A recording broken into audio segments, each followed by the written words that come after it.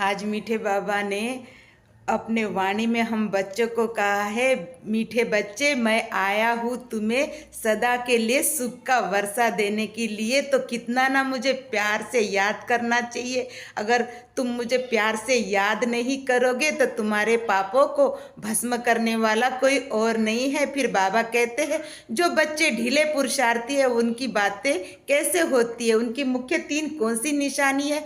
तो बाबा उत्तर में कहते हैं, वह कहते हैं जो होना होगा वो हो जाएगा। सतयुग में तो जाना ही है, ड्रामा में जो लिखा है तो हम राजा रानी बनना है तो बन ही जाएंगे। बाबा कहते हैं यह तीव्र पुरुषार्थियों की निशानी नहीं है। बाबा कहते हैं तुम आए हो यहाँ पे नर से नारायण और नारी से श्री लक्ष्मी बनने के लिए, तो तुम्हारा लक्ष्य कितना ऊंचा होना चाहिए।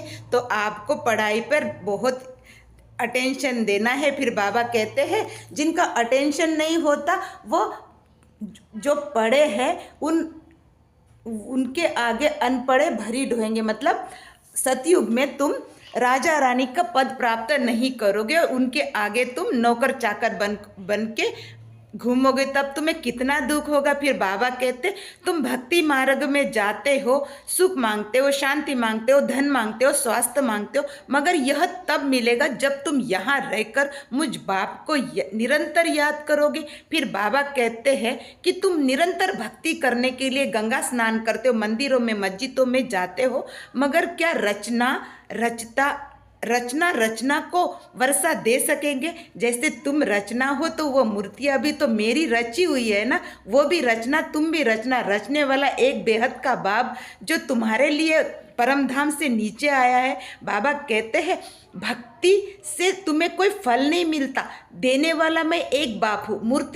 मूर्तियाँ तुम्हें कुछ नहीं देती, देने वाला तो मैं हूँ, मगर भक्ति से मैं प्राप्त होता हूँ। तो आप कहीं पर भी जाओ, चाहे विलायत जाओ, चाहे कहीं भी रहो, घर में बैठे रहो, तुम्हें निरंतर सिर्फ और सिर्फ बाबा को याद करना है। और शादी ब्याह में भी जाते हो तो सभी को यह संदेश दो कि बेहद का बाप गीता ज्ञान दाता, गीता में जो लिखा है कि यदा यदा ही धर्मस्य, मैं एक बूढ़े तन का आधार लेके इस सृष्टि का पुनः सतयुग बनाने के लिए इस धरती पर अवतरित होऊंगा, तो वो बात सत्य हुई है और वह भगवान आ चुके हैं। तो आप भी इस बेहद के वर्षे में इस यज्ञ में शामिल हो, अपनी आत्मा को सौतो प्रदान बन सतयुग का मालिक बनो और स्वर्ग का वर्षा लो। वर्षा भाई भाई को तो मिल ना सके, तुम सन्यासियों को वर्षा मांग रहे हो, क्या वह खुदा को और खुद को जानते हैं? वो भी तो पहाड़ों में जाके तप करते हैं। इसलिए बाबा कहते भक्ति है रात और ज्ञान है दिन। और बाबा कहते तुम ज्ञान चिता पर बैठ के भस्म हो चुके, काले हो चुके, तुम्हारी अंतर आत्मा काली हो चुकी है। अब तुम्हें ज्ञान चिता पर बैठ के स्वर्ग का मालिक बनना है। और वर्षा कैसे होता है यह तुम बच्चे ही जानते हो। फिर बाबा कहते हैं कि तुम्हारा जो हर्षित मुख चेहरा है हमेशा ऐसा ही हर्षित मुख रहना चाहिए। बाबा ने गीत भी कहा है, बचपन के दिन भुला ना देना, आज हंसे कर रुला ना देना। मतलब जैसे तुम शुरू में ज्ञान में आके हर्षित उल्लास मुख रहते हो, खुश रहते हो, वैसे सदा काल के क्यों नहीं रहते? क्योंकि तुम बीच बीच में भूल जाते हो। फिर बाबा कहते हो कि तुम बोलते हो सेंटर पे हम आ नहीं पाए, बारिश थी, ये था वो था। तो बाबा कहते कोई हर्जा नहीं है, तुम घर में रह के भी मुझे याद कर सकते हो। अब तुम्हारी भक्ति तो छूटी गई है, क्योंकि तुम्हें घर में रह के कोई लोटा लेके शिव पर चढ़ाने तो जाना नहीं है। कार्य काम काज करते हुए मन से मुझे याद करो, हाथों से काम करो। फिर बाबा कहते हैं कि यह बुद्धि की पढ़ाई तुम विलायत में बैठकर भी कर सकते हो। बाबा कहते यह सभी की अंतिम घड़ी है। बॉम्ब फूटना, भूकंप आना, बाढ़ आना, मतलब कुछ भी हो सकता है। तो ऐसे में तुम्हें याद की यात्रा में प्रबल रहना है। निरंतर बाबा की याद करने से अंतिम घड़ी सुहानी हो जाएगी। और बाबा कहते जो शिव को सिमरे वह विष्णुपुरी में आएगा, और जो स्त्री सिमरेगा वह नरक में आएगा। मतलब अंत काल में अगर हमें पति की, पत्नी की, बच्चों की याद रहेगी, वो तो इसी युग में जन्म लेगा। और जो शिव को इस सिमरन करेगा वह सतयुग का मालिक बनेगा, शिवपुरी में आएगा। फिर बाबा कहते हमेशा स्वयं को आत्मा समझना है। आदि मध्य अंत का चक्र स्वयं में घुमाने रहना है।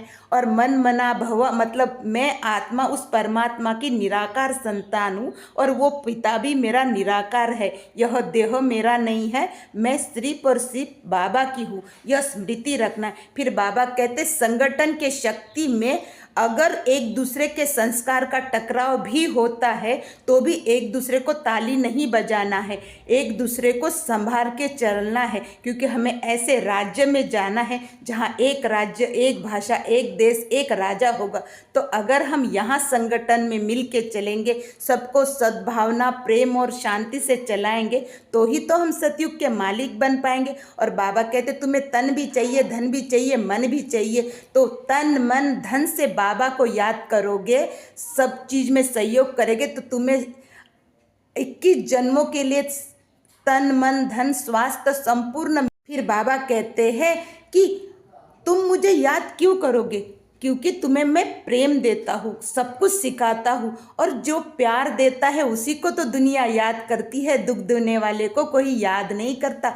फिर बाबा कहते हैं कि याद की यात्रा करने से तुम सतयुग में मालिक बनोगे, तो तुम्हारी आत्मा यहीं से सतो प्रधान बनकर जाएगी ना, तो यहीं तुम्हें सतो प्रधान श्रेष्ठ पुरुषार्थी बन उच्च पद की प्राप्ति करना है। जैसा लक्ष्य होता है कि सभी हाथ उठाते कि हमें लक्ष्मी नारायण बनना है, तो लक्ष्य और लक्षण को धारण करोगे तो उच्च लक्ष्य में जरूर पहुंच पाओगे। ओम शांति। कोई चूक भूल हो महारथियों के आगे मैं बहुत छोटी हूँ तो ज़रूर माफ़ कीजिए है। यह बाबा का आज का मुरली मंतन है जो मैं आप सभी से साझा करती हूँ, और आप भी सदैव हंसते रहे, मुस्कुराते रहे और बाबा का परिचय सभी को दे। यही अपनी आंतरिक सेवा है और आंतरिक खुशी का साधन भी है, औरों को परमात्मा से जोड़ना और उन्हें भी हमारे जैसे सुखी बनाना।